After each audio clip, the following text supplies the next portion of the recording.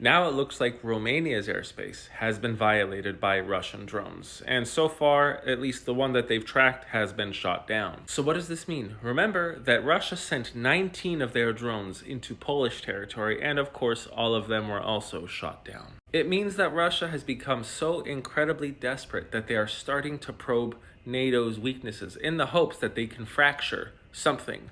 Unfortunately, they may have. Russia wanted to see what the American response to their incursion into NATO territory would be, and it's literally been muted. Our president has said, here we go, but he has announced nothing in proper retaliation. He just wants to push for more sanctions, but no real military response. Now Russia knows there is a chance, not a 100% certainty, but there is a chance that if they try to make any aggressive moves toward NATO, the United States may not help. But even if that is true, it will not save Russia from what Ukraine is doing to them. Ukraine has already been rolling back Russian air defenses in Crimea, especially with their new Flamingo missile.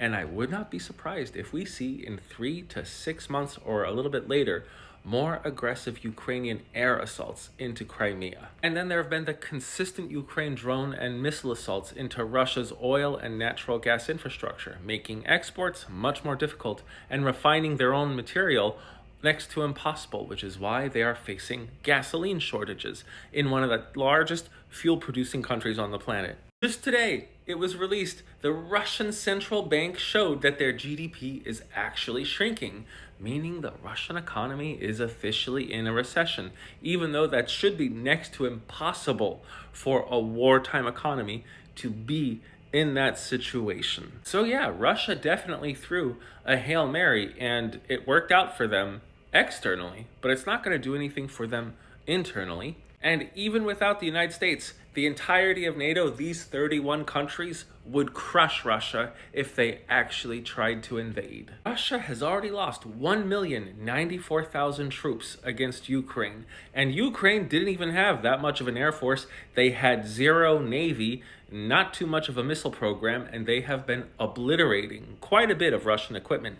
What would happen if Russia tried to invade some country like Poland that actually has 5th generation fighter jets? And speaking of Russia's navy, Ukraine isn't just attacking Russian ships in the Black Sea close to Ukraine. They're actually attacking ships now in Russian waters. The UK alone has the second most advanced and well-trained navy on the planet. They would destroy anything that Russia tried to throw at them in a naval capacity. And don't forget, France is the world's second largest weapons exporter. Good luck, Russia, fighting that, because Russia is the third largest. And don't forget Turkey down here, which is the world's third largest military drone producer.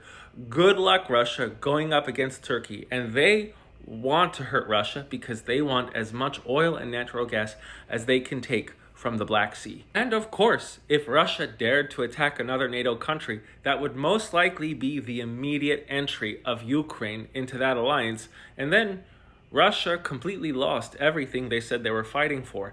Not only would they have lost Ukraine to NATO, but remember, Sweden and Finland also joined NATO as a result of Russia's aggression. And for those of you who are claiming China would join the war on Russia's side against NATO, let's just think. What is more profitable for China?